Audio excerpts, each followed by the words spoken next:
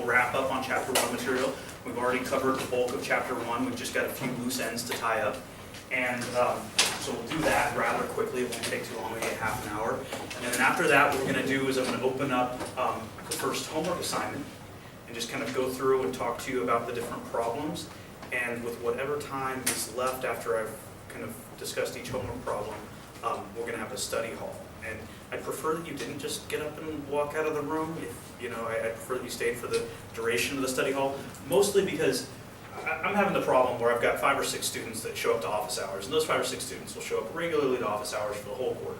And then I've got, whatever the remainder is, the last semester was 25 people, who didn't go to office hours. And those people are kind of at a strict, disadvantage.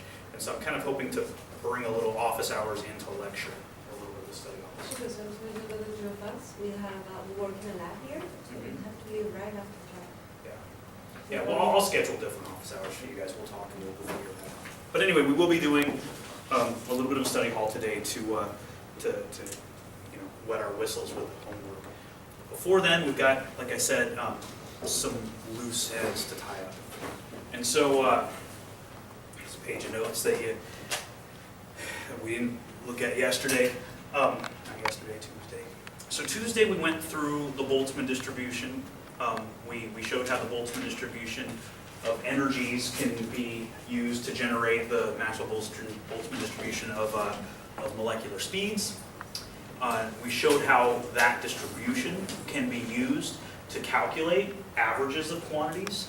In particular, we calculated the average velocity, average v, and we calculated the average velocity squared, so the average value of v squared. We saw that v squared became relevant when we wanted to derive an expression for the pressure exerted by a gas that sits at a particular temperature. And we saw that when we used the Boltzmann distribution, we got a value for pressure that matched ideal gas theory, which was really kind of the climax of that piece of logic. It all fit together very nicely. So going back to that moment, we calculated an average value for V. And the average value for V that we calculated was the square root of 8 kt over pi m. We didn't actually calculate it. You're going to do that today with you can use a table of integrals to actually solve the integral. But I told you that the result was square root of 8 kt over pi times m, right? And this average velocity can be used to relate the differences in speeds of molecules that are at different temperatures or different masses. And in particular, your book discusses effusion and diffusion. And both of these are processes that rely on the movement of gas in space. Effusion is movement through a pore, out of a pore, and diffusion is the mingling of gases. But both of these phenomena depend on, or the rates at which these phenomena happen, depend on the velocities that the gases are traveling at. Gases that are traveling at faster velocities will effuse and diffuse at faster rates, and those that are traveling at slower velocities will effuse and diffuse at faster rate, or slower rates. I'm sorry. So,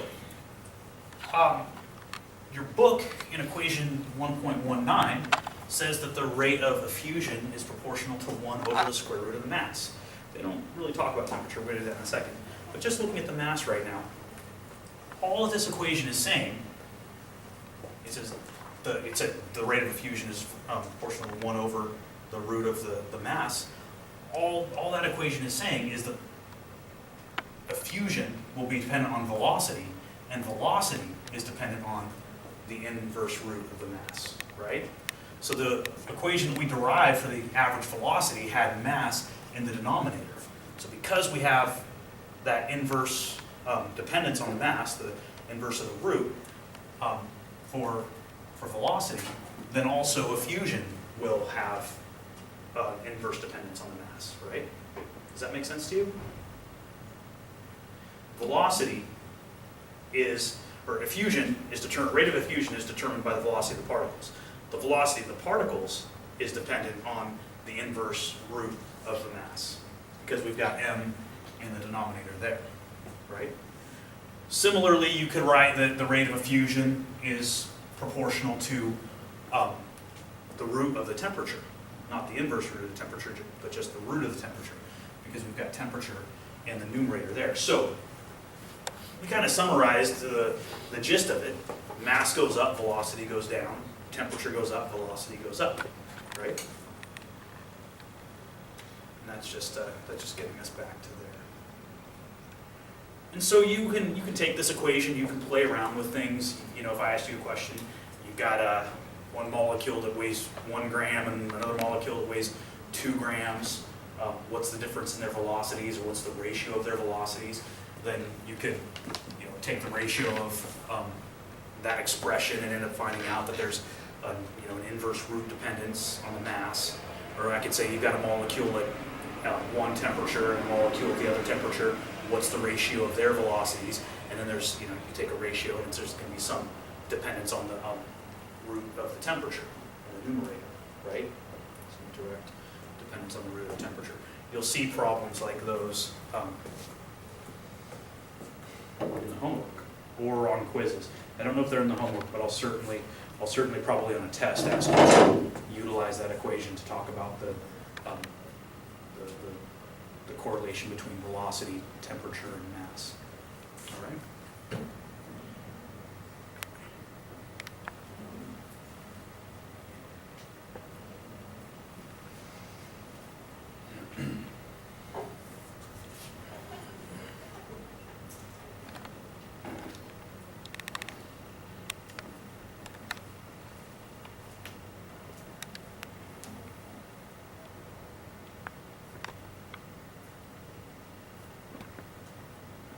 Okay.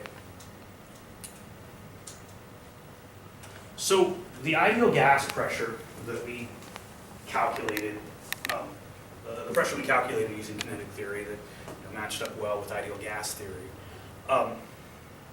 that pressure is not the pressure that is displayed by all gas species. Some fraction of gas species will behave ideally, and their ability to behave ideally will depend on the pressure and temperature. We'll talk about that in a second, about why that is. But in general, the ideal gas law is not always obeyed. In fact, it's probably seldom obeyed perfectly. And the question is, where did we go wrong? What was the problem that we had? Now, if you can think back to our derivation, or go watch it again in the video, we ran that calculation, and part of the calculation depended on the volume that was available to the gas. And when we did that calculation, we didn't account for the volume that's occupied by the actual gas molecules themselves. We kind of ran an assumption that these things were point particles and that they didn't occupy a volume. The truth is that we've got non-zero volumes for these species, and so the volume that's available for the gas in the container is going to be slightly less than the volume of the container because of the volume that's taken up by the molecules. And so if our ideal gas law says that PV is equal to nRT, if the actual volume available to the gas is smaller than the volume predicted by just the size of the container, what is that effect going to? What effect is that going to have on the pressure? You just stick V under nRT here, and you say your ideal pressure is nRT over V, right? But your V is wrong because the V that you plugged in was the volume of the container, and the actual volume is something less than that, then your pressure would be greater, right? Because you're dividing by a volume that's smaller in magnitude in reality. And so the first equation of state that we're going to talk about, the van der Waals equation of state, corrects for that by adding to or subtracting from the volume term in the PV equals nRT equation a term NV, and that NV term attempts to account for the non-zero volume of these gas species. N is the number of molecules in the gas sample, right? And that term V is a term that's proportional to the actual volume occupied by the molecules. So you take the whole volume of the container and you say, wait, not all of that volume is actually available. It's actually smaller by some number that is the number of molecules times the volume that those molecules occupy, right? And so the first step in the van der Waals equation is to simply correct that volume term by subtracting that NV term. What forces, attractive forces or repulsive forces, result in a gas having a non-zero volume?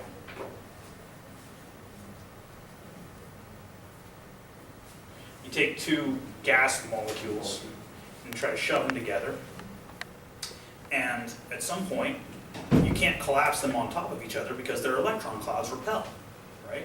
Negative charge repel. And so you can't shove them any further together. If there weren't those repulsive forces due to the electron clouds, then possibly you could just smear the two atoms together into a single volume. But you can't. And so we say that NV term, your book says that your NV term corrects for the repulsive forces between the molecules. Okay? Moving on.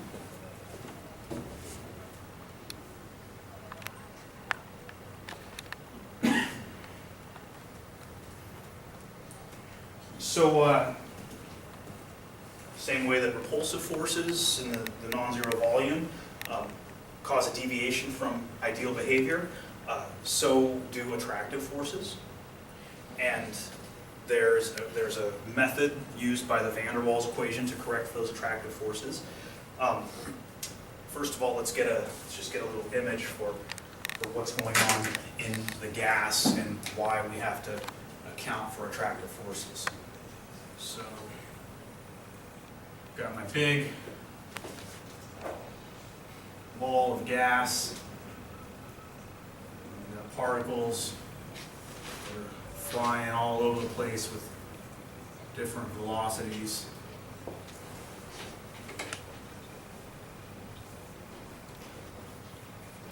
And we said that the pressure that is exerted on the container is caused by the collisions of these gas molecules with the walls. Hit the wall, you get a momentum change. Force is change in momentum over change in time. Pressure is force over area, and so it's that momentum change that results in the pressure. Momentum is mv. We've got some velocity this thing is moving with. And let me ask you a question. We're going to look at attractive forces for a second. So let's say we're looking at this guy right here in the middle of the volume. It's feeling, because it's not an ideal gas, it's feeling attractive forces to all of its neighbors, right? This guy's pulling on it.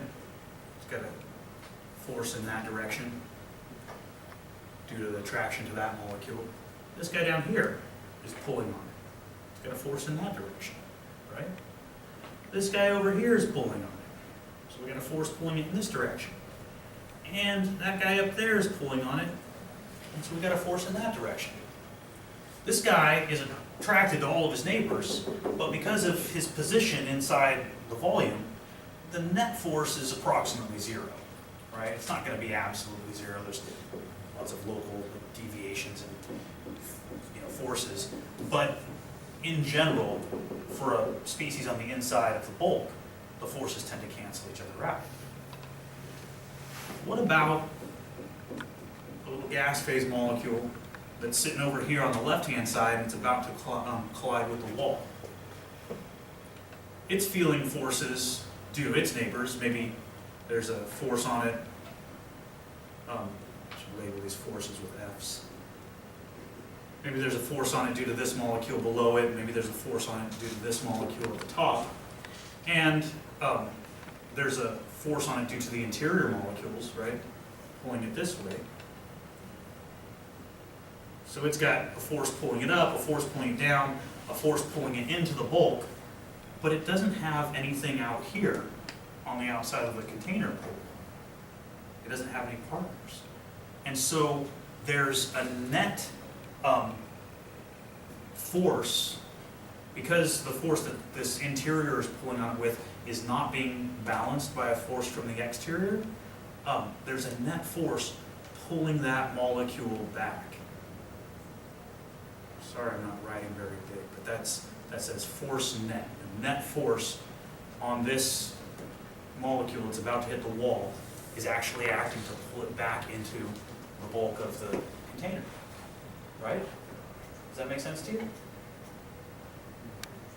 So what does that do to the pressure? What does it do to the velocity? If that force, if this guy's about to collide and it's moving that way, and there's a force pulling it back, it slows it down, right?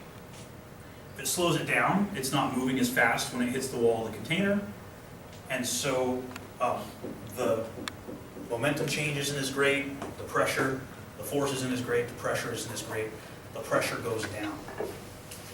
So these attractive forces between molecules that sit together inside the bulk of the gas, if the forces are attractive, they cause a lowering of the overall pressure.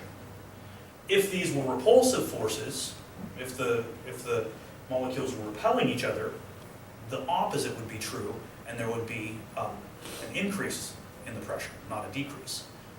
You'll find out that the majority of molecular species under normal conditions end up exhibiting attractive forces between each other. The repulsive forces tend to be most important when you have conditions of low volume, high pressure. That's when the molecules are actually packed together tightly enough that they can repel each other. When you've got large volume, there's a large separation between the molecules, and so the repulsions don't come into play as easily. So, the van der Waals equation acknowledges this problem, and it offers a solution. It says, I've got a pressure that needs to be augmented, and I'm simply going to augment that pressure by adding a term to the equation that I had previously.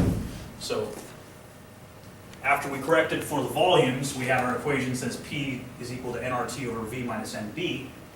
Now, to correct for the attractive forces, we're going to add to that total pressure a term that is A times N over V squared. Right? Now, that term, if we have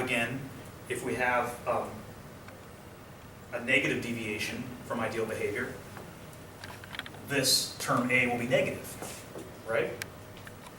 Because you have to subtract from the pressure, from the ideal pressure, to get to the pressure that you're actually exhibiting.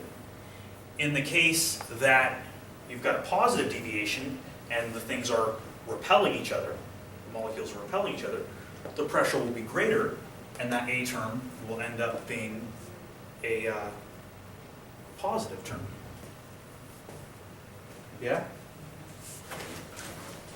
Let me just double check something real quick and make sure I didn't get a sign error in there.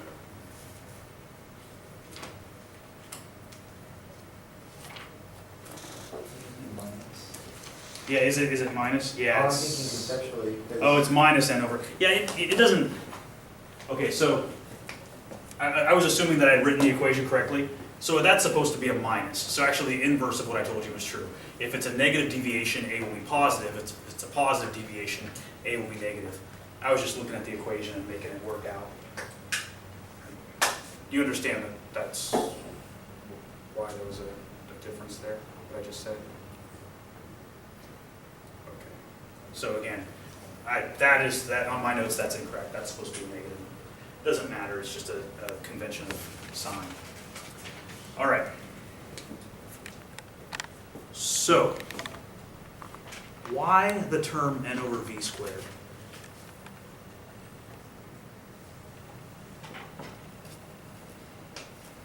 Why does that n over v squared term show up in a correction that is acting to correct for forces between molecules? What is n over v? What does that represent? What's n? Number of moles, right? What's v?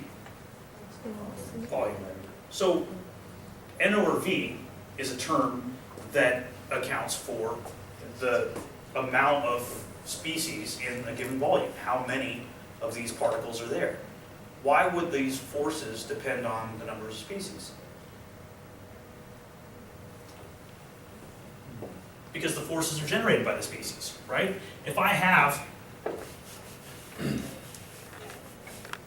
one molecule in here, if my density is so low that I only have one other molecule on the interior of this thing, it's not going to exhibit as strong of forces as if I have 10 molecules.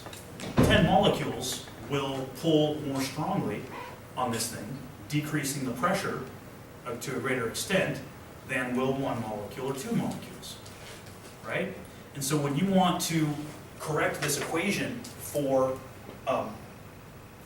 for that change in forces, or the change in pressure due to the presence of these forces, you have to have in your term a term that simply says how many species are acting to generate these forces, right?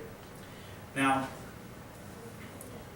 these forces are electrostatic in nature, and the electrostatic equation is force is equal to Q1 times Q2. If Q1 and Q2 are opposite charges, it's an attractive force, over 4 pi epsilon naught r squared. This is the equation for your force between two species. The presence of that force is dependent on the species pulling and the species being pulled. And so the same way we had to have an n over v term to account for how many species were in the interior, our equation will also need an n over v term to correct for how many species are sitting here up at the edge of the wall, right? So that number density term, the n over v term, shows up squared in our correction for Van der Waals equation. Yeah? And these constants, something say, I said it earlier, I'll try to restate it. The attractions and repulsions, the relative magnitudes of attractions and repulsions change depending on your conditions. If you have a high pressure situation is a situation where you've got a lot of molecules, or just molecules that are moving at high speeds. But under high pressure conditions, the molecules can be thought of as being very frequently found close together, right? High pressure, also high temperature is the same thing. And so when those molecules tend to be found very close together, the repulsions between them will become more important. Under low pressure,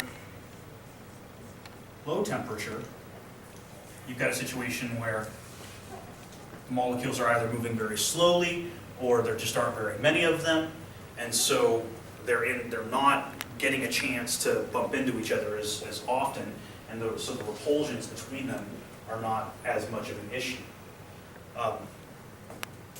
And so what that means is that these constants, the terms that we use for the corrections, like the A term and the B term, those terms will change slightly depending on the exact state that your gas is in. So if you find those listed, they'll probably be listed at a particular condition of pressure, temperature.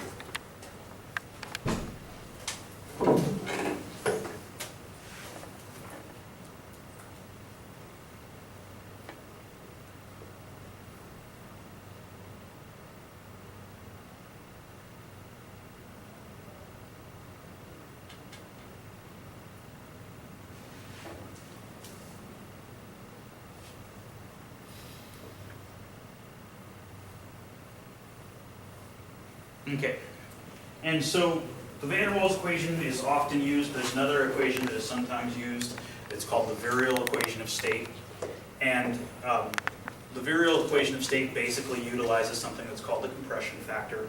And the compression factor is just a ratio of the actual volume of the gas to the volume predicted by ideal theory, right? So what is the real molar volume of the gas?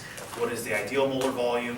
To get our compression factor Z, we're going to divide the real molar volume by the ideal molar volume. If you account for the ideal molar volume being RT over P, right, that just comes from the ideal gas law, and you plug that in the denominator, then you get this expression for Z that says the compression factor is P times Vm over RT, right?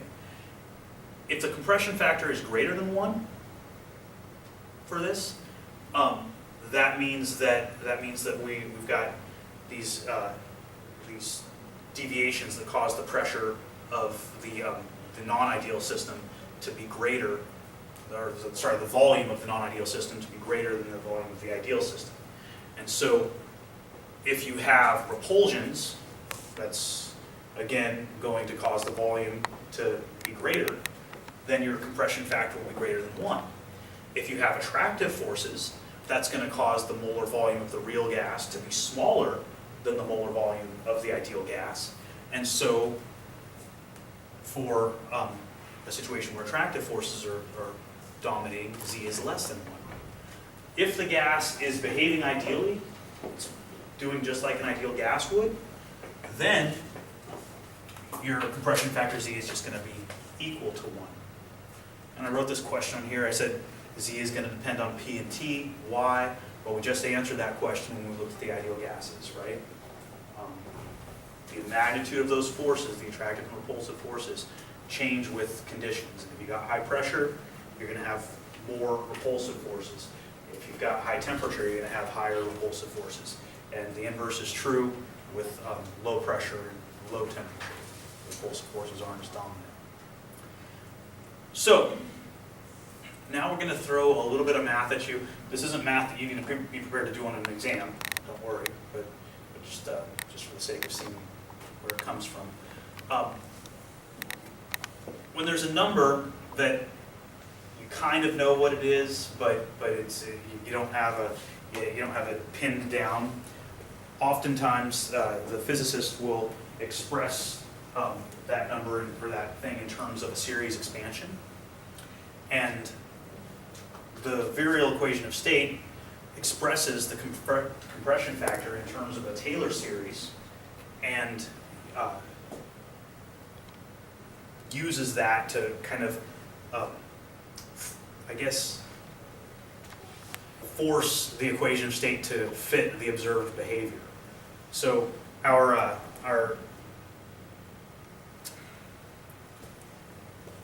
how much do I try to tell you in the time that I have?